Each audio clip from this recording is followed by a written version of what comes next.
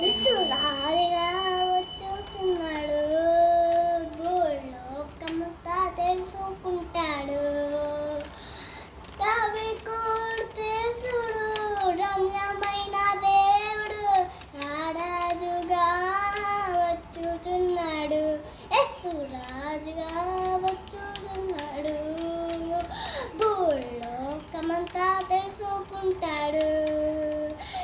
రవి కోర్తేశుడు రమ్యమైన దేవుడు, మేఘాల నుంచి యేసు వచ్చుచున్నాడు, పరిశుద్ధులందరినీ తీసుకుపోతాడు.